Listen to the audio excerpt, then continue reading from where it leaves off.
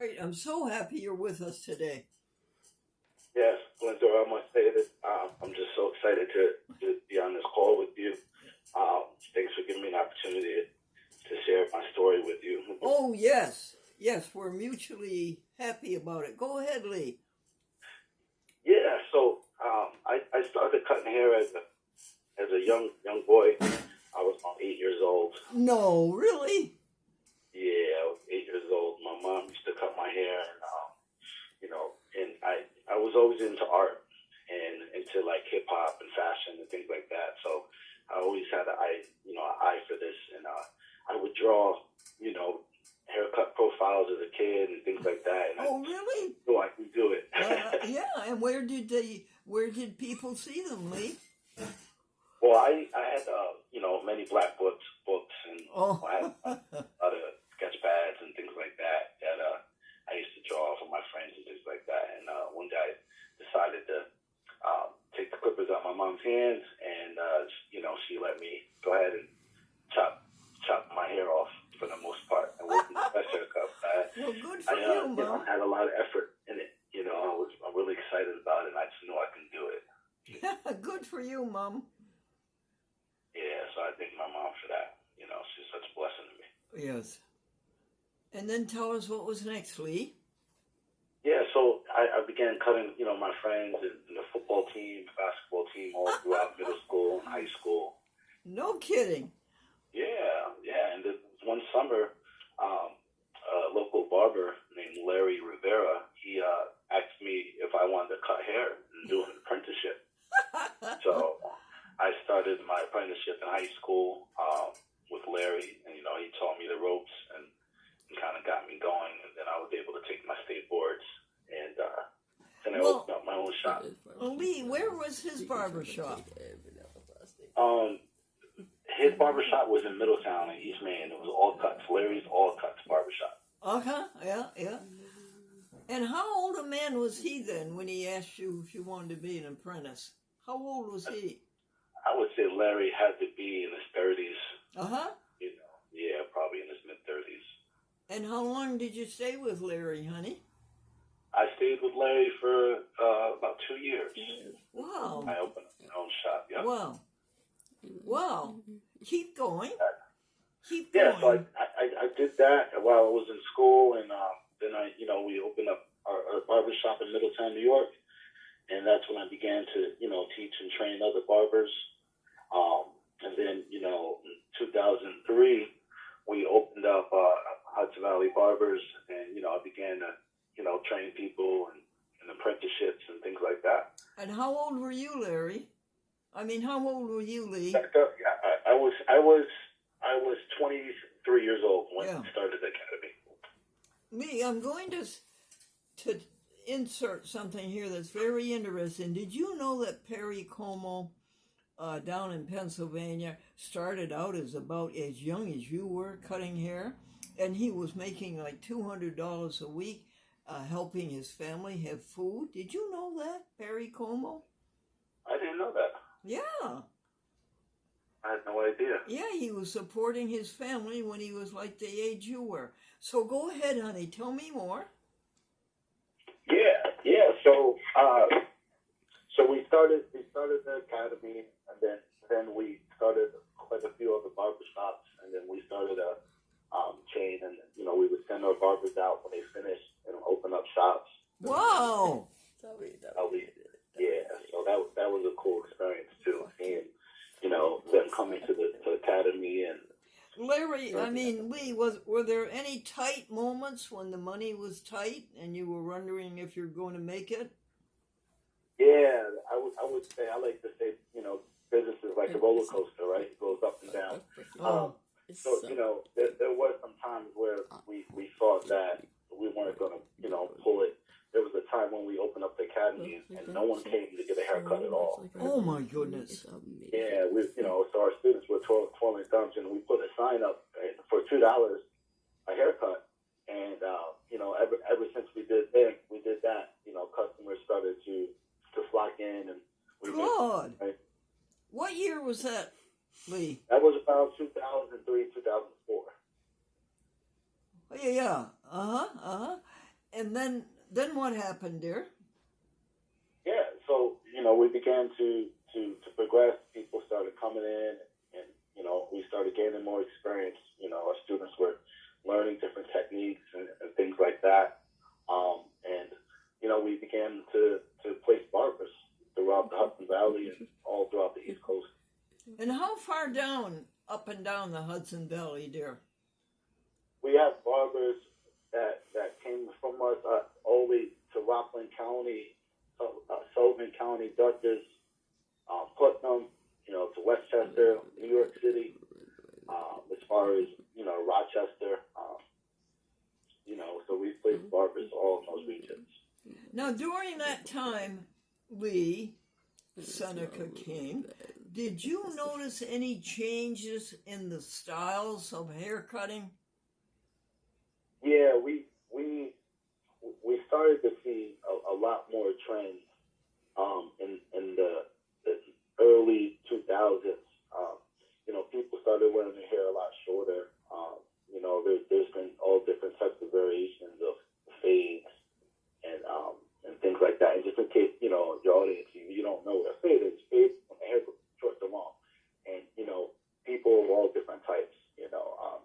Caucasian, African American, and any person that wanted a short, tight haircut, they would come in, and we were responsible for a lot of trends in the Hudson Valley too, as well. We've created several different haircuts. People began to get hot towel shaved again. So it was a dynamic time period in the early 2000s, along with the internet making haircuts even more popular. You're starting to see more of a variety of haircuts now. Yeah. And believe it or not, a lot of haircut styles started off accident. It would be, maybe areas a little lighter on this side, a little darker on that side, and the barber says, "Hey, this looks kind of cool," and the customer, so you get a new trend. And it happens like that all the time. Sure, something new and different. Yeah, remember, beauty's in the eye of the beholder, right? Yes. Now, Lee, during the 60s sometime, when the men started wearing their hair so long, did you lose a lot of money then because people weren't getting haircuts? Well, did you say the 60s? I think it was the 60s, wasn't it? When the men were wearing their hair so long. Yeah, I read stories about that. And, I would imagine that barbers adjusted because, barbers do cut long hair as well as short hair too.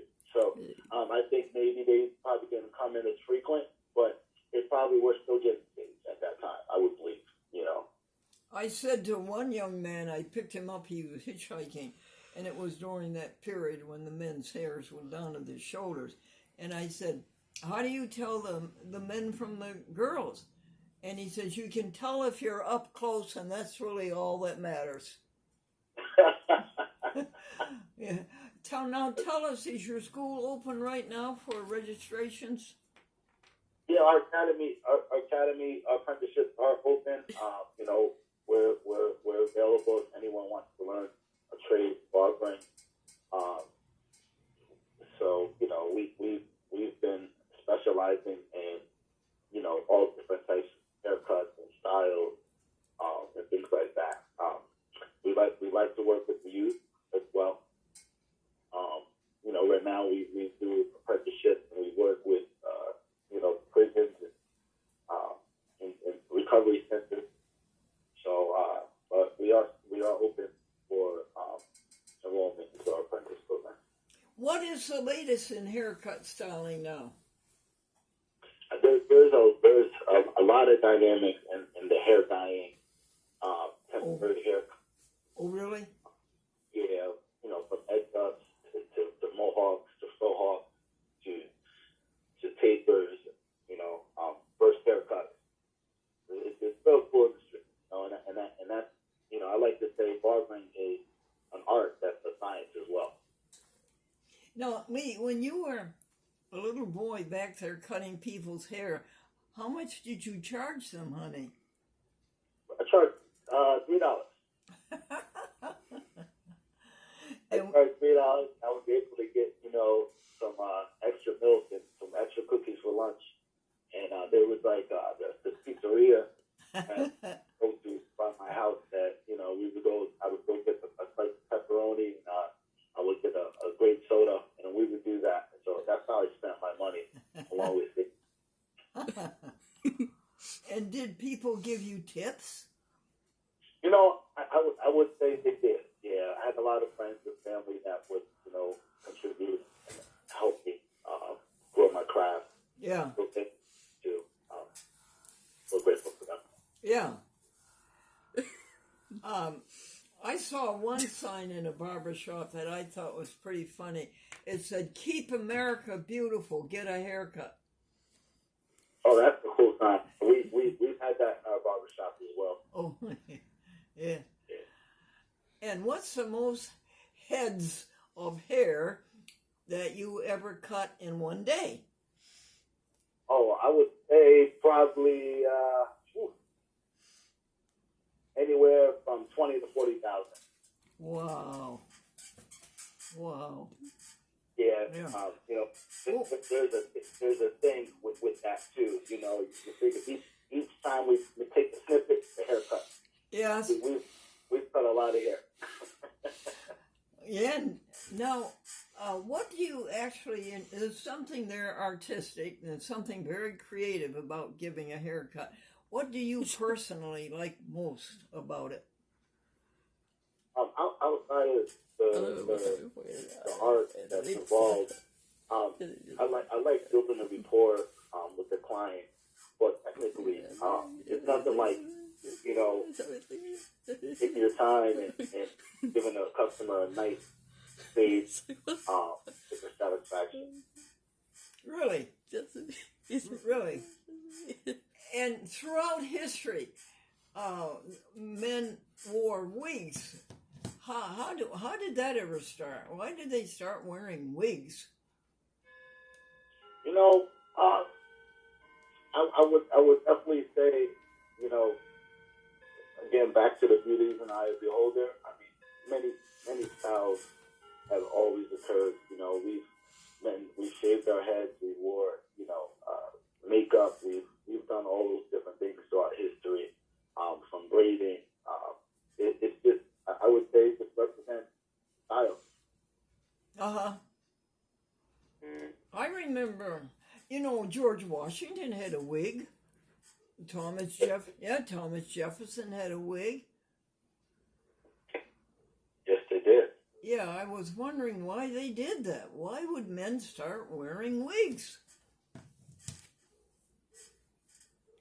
I never figured it out, Lee. I do know there are some men that still wear wigs today. You know, there's something called the man weave. You know, it's kind of like a toupee. You know, outside of alopecia and different scalp disorders, I think a lot of men wish that they can have hair, especially when they're bald. And Lee, they were the upper class. Right. Yeah. Now, the crew cut has always been a very popular hairstyle, hasn't it? Yes. Yes. The crew cut has definitely been a thing throughout military. But it's low maintenance haircut too. You know, so a lot of gentlemen and women love the crew cut just because it's low maintenance. Yeah. Yeah. And there, I have a story about a very obnoxious barber, and he said to his client, "Where are you going for your vacation?" And his client says, "Well, I'm going to Rome." And the obnoxious barber says, "Well, you won't like Rome.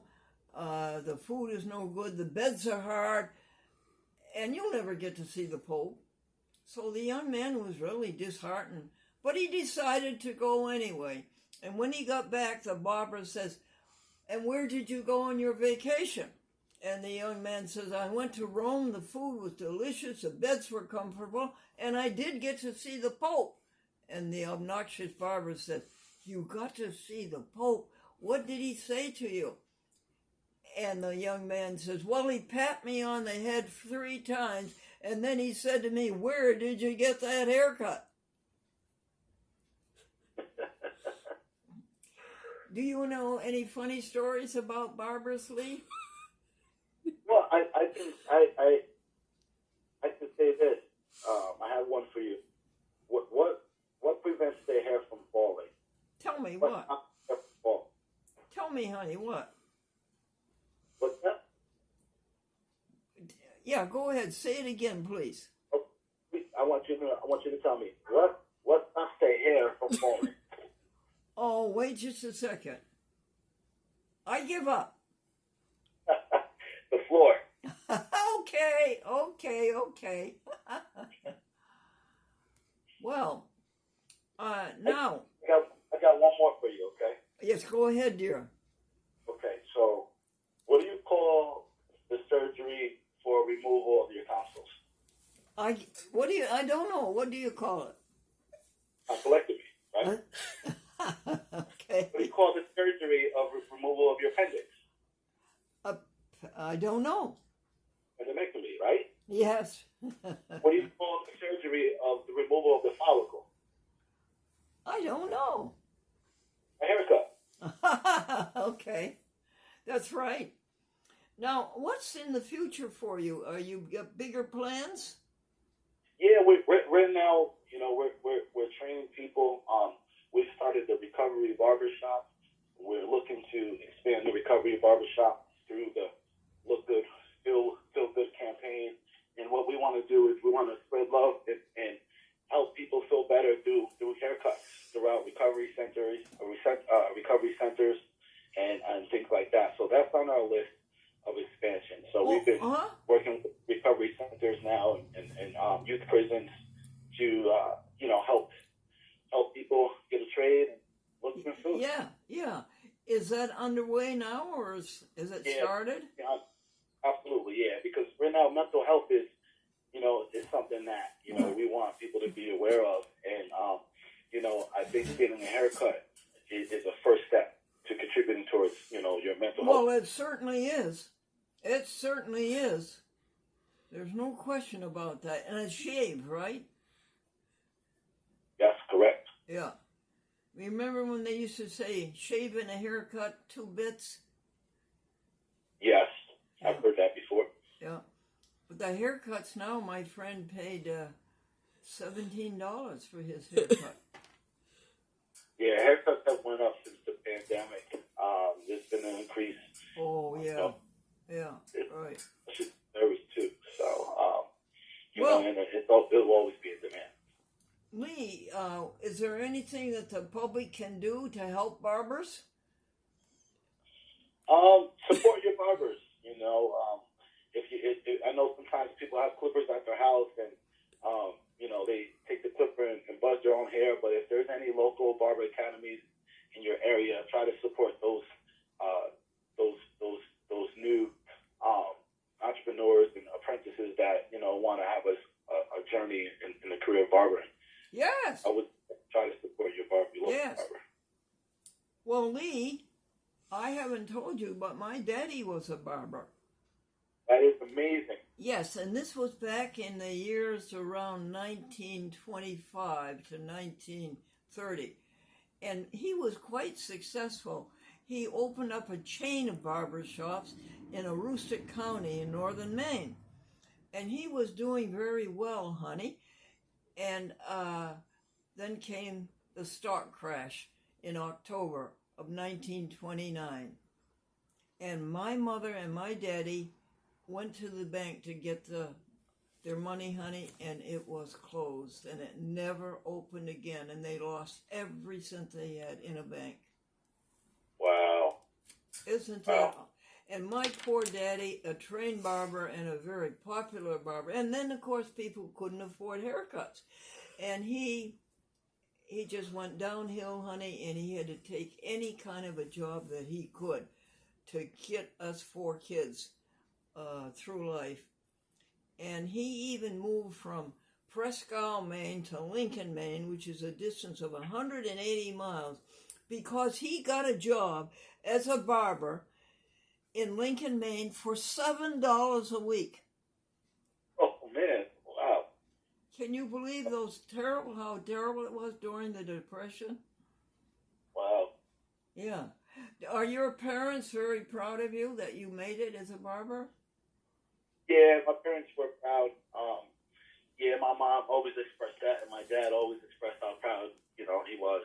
And yeah, I'm really grateful for them to raise me up and teach me the things they taught me. Yes. Most important, how to love and forgive.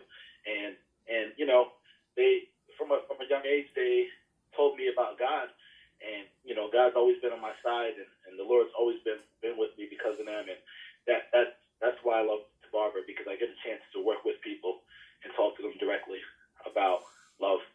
Oh, do that right now, honey. Talk to us directly about love. Love is patient. Love is kind, right? Yeah. Love is is based on forgiving one another. Yes, it is. Loving ourselves. Yes, it is, honey. Keep going. I love to hear it. Keep going. Yeah, and it's a thing of first we have earthly parents, mothers and fathers, taking care of them first, loving on them first, and that's right. Oh, what a good philosophy! And as you say, being a barber, you can pass it on. Yeah, so I'm so grateful for that. Well, Amy, who's on camera and works with me with my show, A Chat with Glendora, Amy and I have a favorite thing that we remind the public of every day. What is it, Amy? When all is said and done, the only thing that really matters is how you treat others. Amazing. Amy, do it again, honey. When all is said and done, the only thing that really matters is how you treat others. Is that sort of what you're saying? That's exactly what I'm saying. And, we have to love ourselves. And once we love ourselves, we can love everyone else. And most importantly, we have to forgive. Yeah.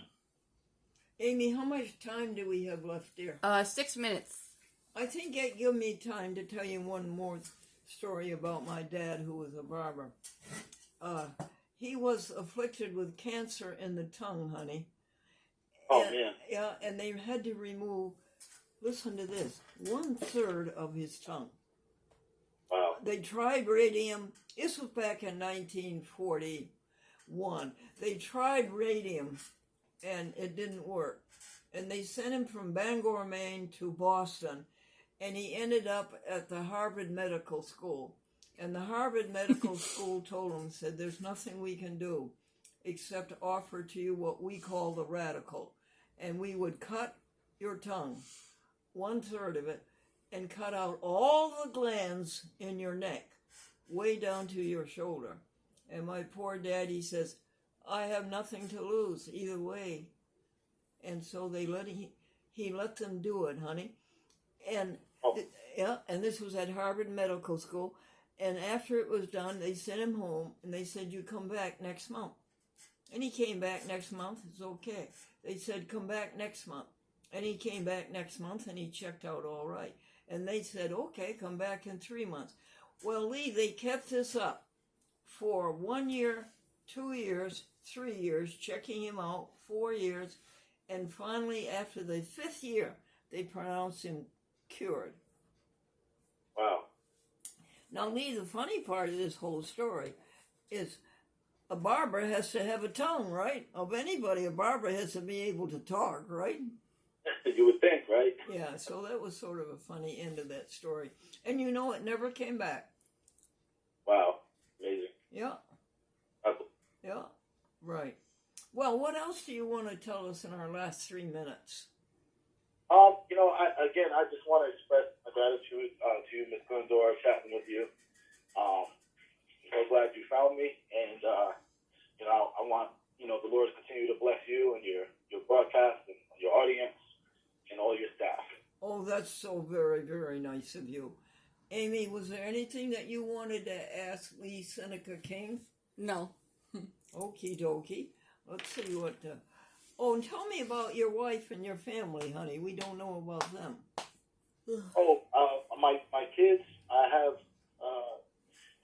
my oldest daughter is 24. She's in Arizona. She's a doctor, Taylor. And then I have Isaiah. He's a tailor. He's 22. And then I have Did you say your oldest daughter is a doctor? Well, she's a cut up too, honey. Okay, go ahead. Keep going, honey. Yeah. Then I have Madison. She's 18, and I have Logan. He's 17. Oh, good. Yeah. Are any of them going to carry on your business?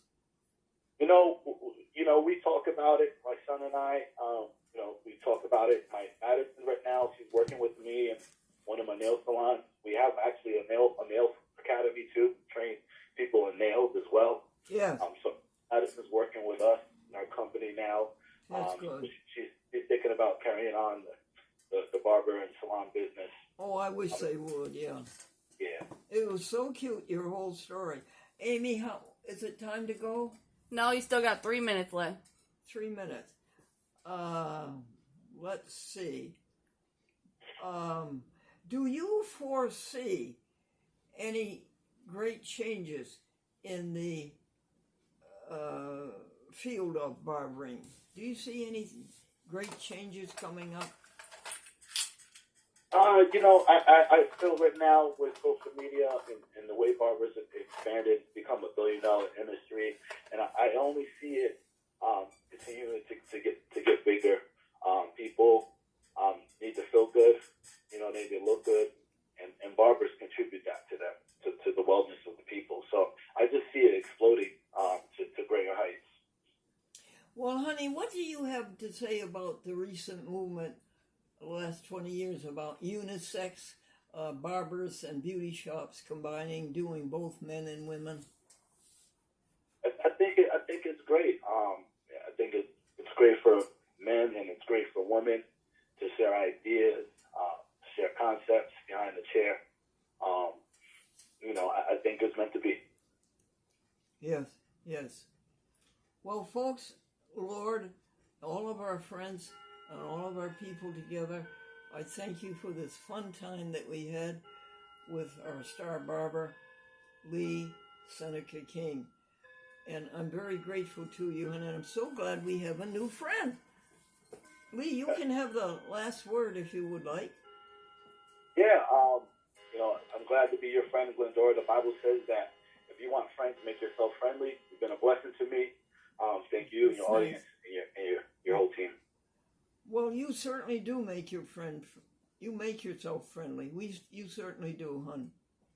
All right, let's all say a prayer.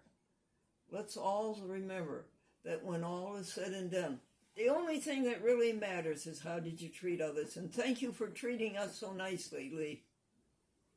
No problem. Bye-bye. Amy, say bye. Say bye to Amy. Bye.